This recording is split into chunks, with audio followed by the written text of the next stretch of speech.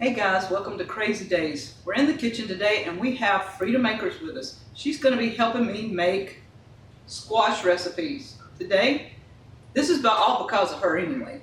She said, I need new squash recipes. This squash is yellow squash. It was put up in July of 17, which is a year old. We're going to drain the squash. And today, we're making squash pudding. So she's going to be following a recipe that Linda gave me. I've already made this once. I liked it. We're going to see if Amanda likes it. So hang on guys, we're going to try and get Danny to try this too. But if I put cinnamon in, I'm pretty sure he won't. He doesn't like cinnamon in his stuff. He loves it, but he can't have it. So I'm not sure. We may have to mix it up and make him a little bowl without cinnamon and then fix ours with cinnamon. But squash pudding, guys. New recipe for your yellow squash. Probably could use zucchinis and other things I think would all swap out. So, but we're using yellow squash. Hey y'all, I'm Amanda from Frida Makers and today I'm making squash pudding here in Wanda's kitchen. I'm using a pint jar of squash. This has been drained, equals about a cup. To this I'm going to add 3/4 of a cup of sugar.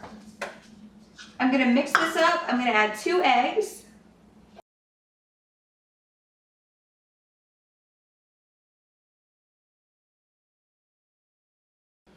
I just put 2 eggs in here. I'm putting a cup of milk. This is almond milk.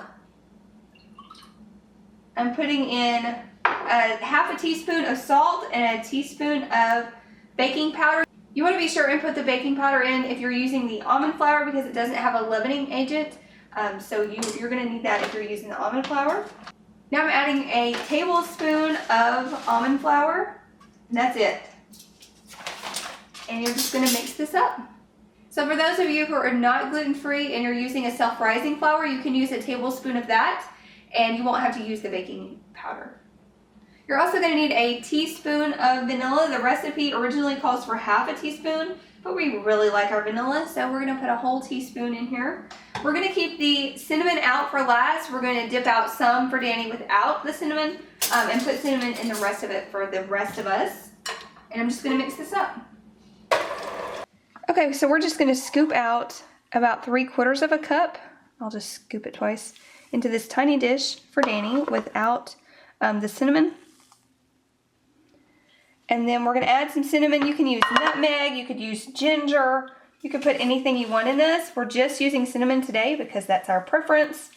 Putting quite a bit in there because it smells amazing. And I'm just going to mix this in and pour it in our baking dish. You may also notice some hunks of the squash. You can mash this or put it through a food processor beforehand if that is not appealing to you. We like hunky stuff in our food. This pudding will just have a little bit of texture to it. So we're going to go ahead with this and we're going to pour it in our baking dish. Easy peasy. We're going to just pop this in the oven.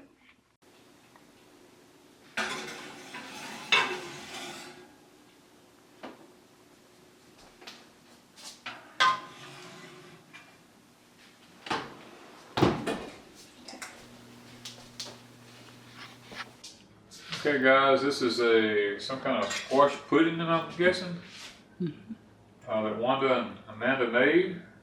It's supposed to be gluten free. Kind of gonna see what it tastes like.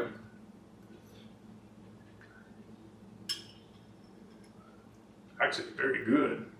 Kind of tastes like rice pudding. Got that taste, so it's real good. Definitely good. Okay y'all, we're about to try the squash casserole. It looks delicious.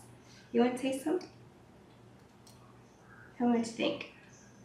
Is it like dessert?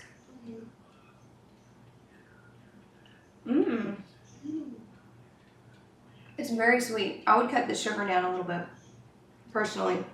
The cinnamon is really good.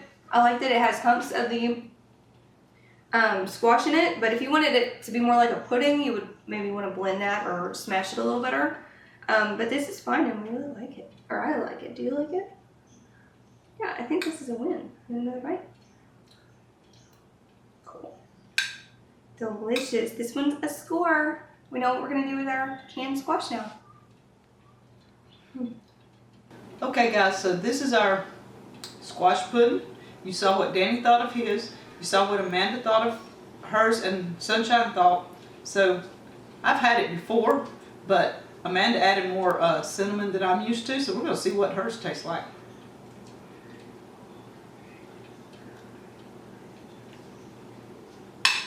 It really is very good. You wouldn't know that squash is in it. And if you have all these jars of canned squash and you don't know what to do, hide it in pudding. If you put it in a food blender, nobody will even know it's in there. Another way to use canned squash. Thank you guys from Crazy Days.